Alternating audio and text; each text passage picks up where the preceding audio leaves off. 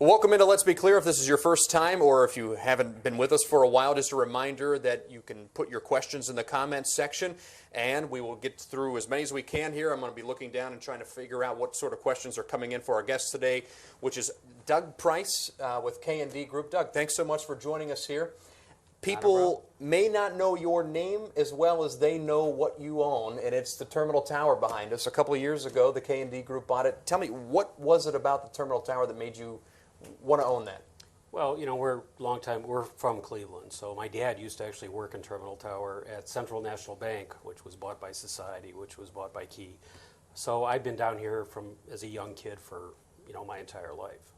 So when we actually bought the Halley building first from Forest City, who owned Terminal Tower, and about a year and a half after that, they called and said, would you be interested in Terminal Tower? So I was talking to my dad, and I said, they're talking about selling Terminal Tower, and he said, it is Terminal Tower. You have to buy it. So that's sort of how that came about, and we were able to work it out and ended up buying it. Give me an idea of some of the pros and cons, some of the obstacles. I mean, it's almost a 90-year-old building. You try to keep the history, but you're trying to move it into the future. How do you kind of wade through those waves? Well, fortunately, Forest City had already done a plan on a conversion, so we knew that it could work. If you look at the tower, the first 15 floors, there's wings that go off the square part of the tower. If you look behind us, they're the X wings that go off the tower. So Forest City pretty much occupied that lower portion of the building, which is floors 1 through 15. So the conversion is on those floors. So Forest City left. We gutted out everything behind the original corridors. So the original corridors, the ones that are there are still there, and then we rebuilt the corridors as they were originally in the building. So all the apartments are behind the original corridors. And the top of the tower remains offices as it always has been. It's about 250,000 square feet of office space. Give me an idea of these apartments. They're starting to lease out. People are moving in, September? Yeah. Give me an idea on what's available to folks. What sizes and price range can somebody live in the iconic Terminal Tower? Yeah, so we started the conversion last August. Our first move-ins are September 1st. Actually, you can see there's a crew out there out front right now. They're getting the water turned on. We had to run new water mains for the main part of the building.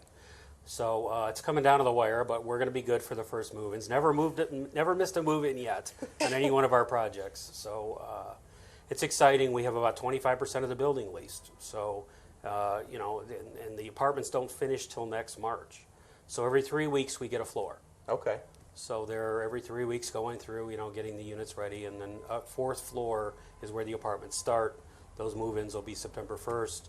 Size-wise, we tried to make them as affordable as possible, so sizes go from 550 square foot on one bedrooms up to 900 square foot, then two bedrooms from 950 up to a couple thousand square foot.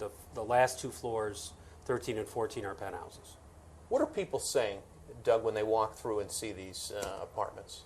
Well, every building we try and pick up the character of the building when we do the units. So Terminal Tower is cherry cabinetry, cherry floors, white woodwork, but it lends itself to being in an historic. They look somewhat historic, but yet they have all the modern conveniences and features, and they're condominium grade finishes. So they're really spectacular units. Do you work closely with, and I know that the building is kind of compartmentalized a little bit, but we talked to Bernie Moreno out here, and he was talking about moving block land into Terminal Tower. How's that relationship like with other people that are trying to do things at Terminal Tower? Well, we're actually meeting with Bernie next Tuesday, actually. But we're very excited about that. What a great use for that mall space that's, sort of partially occupied at this point for a high-tech center, and we wish him all the luck. We, I think as you're aware, Dan Gilbert Bedrock owns the casino, the Higbee building. They own the Ritz, which they've spent a lot of money renovating. They own the mall. Hertz owns the Skylight Office Towers, and then we own Post Office Plaza and Terminal Tower.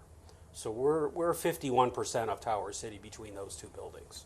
And then we have a working relationship with the other partners. And, so far, so good. I mean, we've worked through any issue.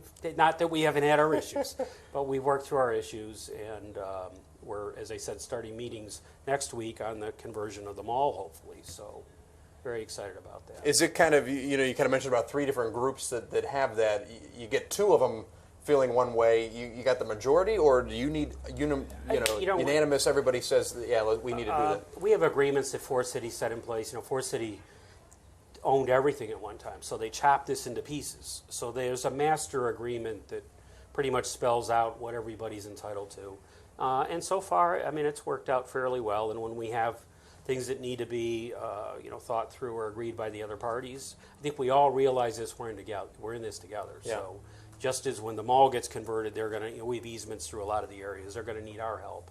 We need some of their help when we did terminal, because, again, the buildings are all intertwined. So we're all in it together. Yeah.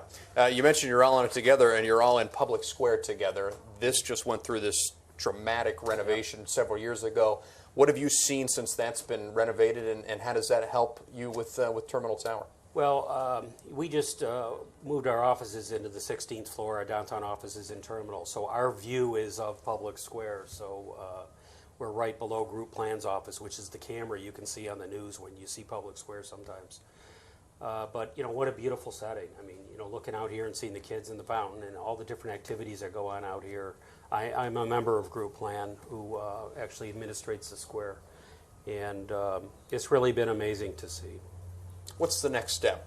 Get Public Square kind of going through its transformation. You're adding apartments in the Terminal Tower. You're talking about renovating the mall area down there. What's the long-term plan here in Public Square and Terminal Tower and Tower City? Well, again, we're going to have, for the first time, the Van Swearingens did have an apartment here. It's still here, which is very historical. But that's the only people that have ever lived there, right? Yeah, so they were the only ones that's ever lived here. So now we've got, roughly 450, 500 people that'll be living here. The jobs that are being created, as I said, we own Post Office Plaza. When we bought that, it was 45% occupied. We're at 70% now, and we expect to be close to 90% by the end of the year. That's 3,500 people working in that building. If you look at the amount of people that work in Tower City, and especially with the blockchain thing, it's going to be, literally thousands of people working in this area. Public Square, again, is sort of their front yard where they can come out and relax and get some sunshine and, maybe partake in some of the events going on. And so it's what a beautiful front yard for where you live or work. Yeah. You mentioned block land. You got that meeting on Tuesday. You're a betting man. You think that thing goes through, or where would you put the percentage? I think there's been Bedrock didn't take this on lightly. We've been talking to them for a long time, hoping something like this would happen. And I think it's very exciting for Cleveland. A lot of people are putting a lot of work and effort and money into this. So I expect that it's going to happen. I want to jump online here and see what sort of questions we maybe get coming in. Heather asked what kind of amenities will be included in the apartments. Good question. We have a large fitness center with locker rooms. We have a community center, which we're building right now, which has seating. There's a shuffleboard up there, pool table. We're going to be doing resident events up there. We have a bar in there, so we're going to be sponsoring resident events. And then right off of that is a rooftop deck. So you're going to be walking out onto one of these wing tops on the floor 15, overlooking City of Cleveland. And again, up there, there'll be an outside bar, and it'll be just for residents. All this is just for people that work within the building. So I can't get up there and get that rooftop? Well, we could invite you. Another question coming in asking what's up with the post office building. New lights up at night. Anything going on inside? Yeah, again, when we bought it, it was 45% occupied. It's 500,000 square feet. So we've added almost 150,000 square foot of new, all high-tech businesses. And we are working on really another couple big tenants that could possibly fill the building. As I said, we went from probably 1,500 jobs. We'll be at 3,500 jobs. So the building we've renovated the building. We put in a 20,000 square foot fitness center, huge conference center, and right now we're doing a big amenity on the first floor where food service will be available. So we've spent a lot of time and money redoing the building, and it's really turned out really well. Noreen is asking how much apartment rentals are. They start at $1,150 I think it's for the 550 square foot, and they go up to a couple thousand, 2,500 for the penthouses. How much responsibility do you feel? The Terminal Tower, I think, is arguably the most iconic, recognizable building in Cleveland. Do you feel a little bit of pressure when you're doing things because you know that's the building people think of when they think of Cleveland? Well, it was funny when we bought it. Everyone knows about the lights. Well, what you don't realize is, Forest City started that, and they started a Twitter account, which we weren't even aware of when we bought the building. And the guy that was running it was going to shut it down, and he put out, "This will be my last tweet. I'm shutting it down." We got all this pushback that, "Hey, don't shut that down. There's 30,000 followers." So that was one of our first things that we learned. Now, the lighting, obviously, we knew about. So we do have a person that does all the lighting, and we do take requests for, events. And so that's why you see consistency with the lighting that's followed through from Forest City. But as you said, there's these things that happen with Terminal Tower that, you really got to be aware of. Yeah. It is that iconic building. How far out do you guys plan the lighting? We go a month at a time. Month at a time. We'll go as far as we need to. But and who runs that Twitter account? his name is Matt Rinker. He's right now he's up in the office on 16 looking out at us. Is he taking pictures and tweeting about us right now? He might be. I don't know. Want to talk, or I want to jump back here online and see what other sort of questions may be coming in. K&D, next big project. I mean, this is obviously something you're undertaking, but you guys own a lot of different office space and apartment space around in Cleveland. What's the next big project for you guys? Well, we've been really concentrating on historic buildings. We started with 668 and then went over to the Hannah Building in Playhouse Square, then went to 1717, the old East Ohio Gas Building, went to the Leader Building. We just finished the Halley Building, which really is a beautiful building. They're all beautiful, but and then we're finishing Terminal Tower. Will be done in April. I don't know yet. We're sort of got our eyes open, but we're running out of historic buildings. Is there a building that you look back on the history of Cleveland that you wish was still around for you to jump in and save? Not really that I'm aware of. I mean, Cleveland has so many beautiful historic buildings. It's just amazing what's happened here in the last 10 years. If you look down Euclid Avenue, 9th and Euclid, and where all the buildings used to, there were so many empty buildings and just in disrepair. I mean, the city is just on a total 180-degree turnaround. You talk about that turnaround. I think you have kind of an interesting perspective to it. You really have your fingers on the pulse when you're renting out apartments and transforming buildings. Where does the renovation or turnaround or revampment, if you will, of Cleveland stand right now? Well, as I said, we're really, the historic fabric of the city directly downtown, we've pretty much renovated most of the buildings. I mean, there's a couple left out there. Huntington still has to have something happen. Gilbert's people are doing May Company, which will come online next year. So there's a few left, but now we're starting to see the new construction come in. So I think that's the next stage of the game, as it should be, which we'll see more new construction. Yeah. I want to jump back here. We got a few more minutes and see what sort of questions may be coming in. Someone's asking you to explain the process behind the changing the lights of the terminal tower. So is it as simple as all digital electronic, we want green, or does someone need to do anything more than push a button? Well, that's an interesting thing. It's all LED lighting, of course, but there's an actual program that was made for the building. So we have officially programs for every different holiday. We just push a button and it goes to a default program. It goes to the program for that holiday. But if someone wants this part of the building this color and that part of the building this color, we can program it within Terminal Tower. Now, the other thing you may not know, every one of our other buildings runs off the Terminal Tower program. Oh, so okay. If you're downtown at 668, it'll the best it can mirror the Terminal Tower lights. So the colors will change in that building to whatever's running a terminal, as will the Leader, as will Hannah, as will all of our buildings.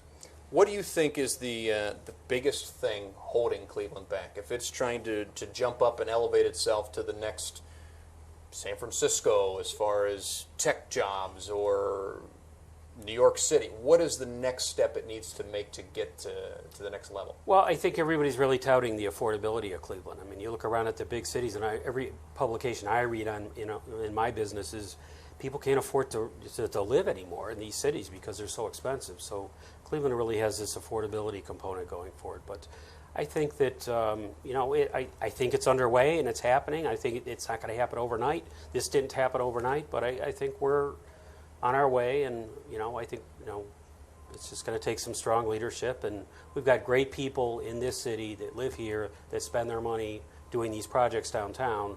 A lot of things that are here are done locally, That makes a big difference because people that are doing things like us, we have a stake in everything we do. Yeah. So you bought Terminal Tower in 2016. It's now 2019. Adding some apartments. We're discussing a possibility of block land moving in down around the mall. Let's fast forward 10 years from now. Give me an idea of what all is happening at Terminal Tower in 2029. What do you think? What do you hope? Well, that's a long way, but again, hopefully the everything Tower City is thriving, and we're laying all that groundwork now, and I think that it'll continue, and every year we have more people moving downtown and taking advantage of things and using public square. So I just think that the more people that get here and get on the street, the more vibrant it is, and I think we have a lot to look forward to. I want to end on this. Well, I got two things. First off, I just want real quick. Any secret passageways or anything in Terminal Tower that we don't know about? Well, in the Van Swearingen suite, it's interesting. There's several rooms, ballroom, meeting rooms. Then you can go upstairs on a staircase. There's an elevator that runs the whole length of this.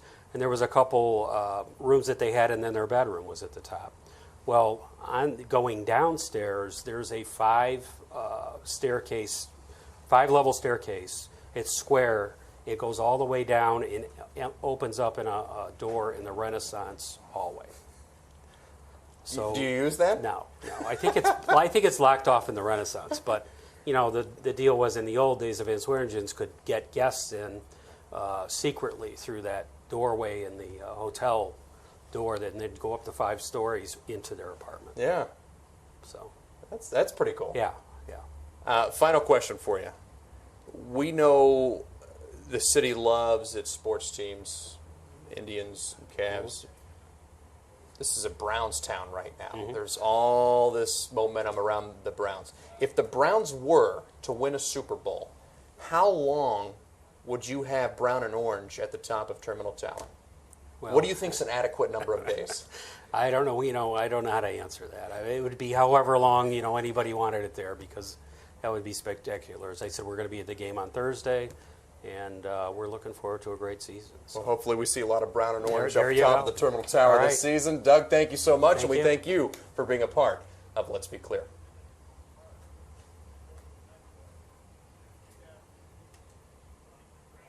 All right. Excellent. Thanks, man.